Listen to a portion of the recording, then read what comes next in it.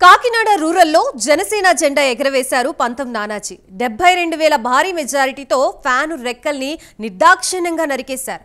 కాకినాడ చరిత్రలోనే కనీ విని ఎరగని మెజారిటీని సొంతం చేసుకుని రికార్డు సృష్టించారు. భారీ విజయంతో ప్రస్తుతం ఆయన జనసేన తరపున మంత్రి పదవి రేసులోకి వచ్చారు. మరి పంతం నానాజీ పంతం నెగ్గుతుందా? ఆయన్ని మంత్రిగా చూసే ఛాన్స్ ఉంటుందా?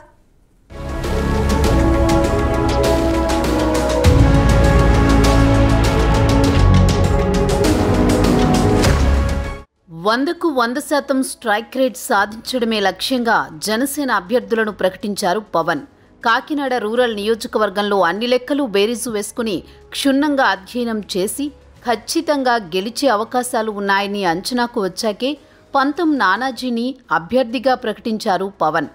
అధినేత పవన్ కళ్యాణ్ నమ్మకానికి తగ్గట్టే ప్రచార బరిలో దూసుకువెళ్లిన పంతం నానాజీ రికార్డు విజయం సాధించారు. నానాజీ ప్రచారానికి వెళితే జనం వేలాదిగా తరలివచ్చారు. జనసేన అభ్యర్థుల ప్రకటన తర్వాత జనంలో మంచి ఇమేజ్ ఉన్న పంతం నానాజీ రూరల్లో గెలుపు జెండా పాతడం ఖాయమని అటు రాజకీయ వర్గాల్లోనూ విశ్లేషణలు వచ్చాయి. ఇప్పుడు అవే నిజమయ్యాయి. పంతం నానాజీ ఏకంగా 72,040 ఓట్ల మెజారిటీతో విజయం సాధించి కనీ విని ఎరుగని రేంజ్లో మెజారిటీ సాధించి జైంట్ కిల్లర్గా నిలిచారు. ఈ మెజారిటీ కాకినాడ హిస్టరీలోనే రికార్డుగా నిలిచింది.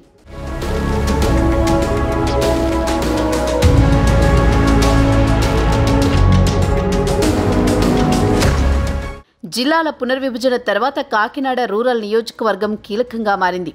జిల్లాలోని 7 నియోజకవర్గాల్లో కల్లా ఈ నియోజకవర్గంలోని ఓటర్లు అధికంగా ఉన్నారు. ఈ నియోజకవర్గంలో కాపు సామాజిక వర్గానికి చెందిన ఓటర్లు భారీ సంఖ్యలో ఉన్నారు. శెట్టి బలిజలు కూడా పెద్ద సంఖ్యలో ఉన్నారు. ఇక్కడ గెలుపోటములు ఖరారు చేసేది 2 వర్గాలే.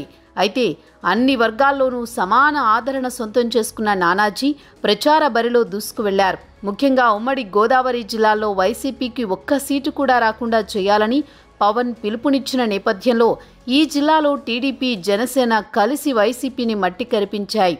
ఈ 2 పార్టీలకు బీజేపీ కూడా తోడవడంతో మరింత బలం పెరిగిందని అంచనాలున్నాయి. నానాజీకి కరప మండలంతో పాటు నియోజకవర్గం వ్యాప్తంగా మంచి పట్టుంది. అటు తెలుగుదేశం శ్రేణులు నానాజీని భారీ మెజారిటీతో గెలిపించేందుకు ఆయన వెంట నడిచాయి.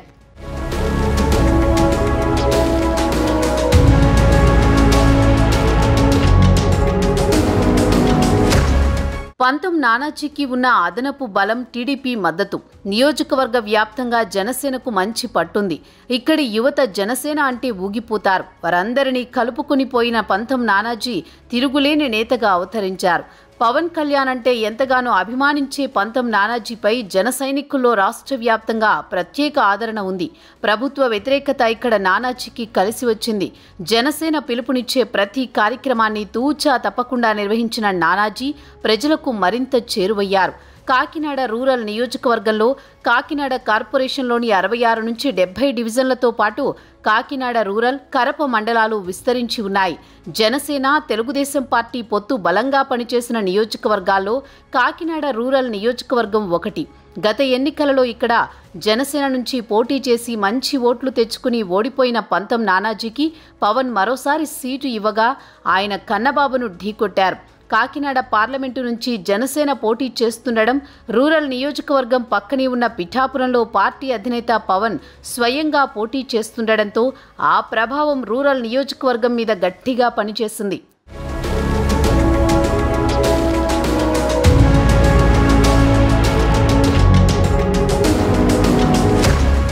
ఇక సేవా కార్యక్రమాల్లోనూ తనకు తానే సాటి అని నిరూపించుకున్నారు నానాజీ. మూడో కంటికి తెలియకుండా ఆయన చేసిన సహాయాలు కోకొల్లలు. ఆపదలో ఉన్న వారికి పిలవకుండానే సాయం అందించే గుణం నానాజీ సొంతం. అదే ఆయన్ను ప్రజలకు మరింత చేరువ చేసింది. నా అనుకుంటే ఎంత దూరమైనా తెగించే నాయకుడు కావడంతో ప్రజాబలం మరింతగా పెంచుకున్నారు. నానాజీ పొత్తులో భాగంగా కాకినాడ రూరల్ స్థానం జనసేనకు దక్కింది. దీంతో అక్కడ ఖచ్చితంగా గెలుపు జెండా ఎగరేస్తారన్న సర్వే లెక్కలతోనే పవన్ పంతం నానాజీని బరిలోకి దించారు. 5 ఏళ్ల వైసీపీ పాలనలో రోడ్ల దగ్గర నుంచి మొదలు పెడితే ఉద్యోగ ఉపాధి లేకపోవడం, పన్నులు బాదుడు, అభివృద్ధి మచ్చుకైనా కానరాకపోవడం లాంటి పరిస్థితులు నానాజీకి కలిసి వచ్చాయని రాజకీయ పరిశీలకులు చెబుతున్నారు. కూటమి గెలిచే అవకాశాలున్నాయన్న నేపథ్యంలో అధికారంలో ఉండే పార్టీ అభ్యర్థిని గెలిపిస్తే అభివృద్ధి పరుగులు పెడుతుందన్న భావన స్థానిక ప్రజల్లో కనిపించింది. దీంతో భారీ మెజారిటీతో నానాజీని గెలిపించి అసెంబ్లీకి పంపిస్తున్నారు కాకినాడ రూరల్ జనం.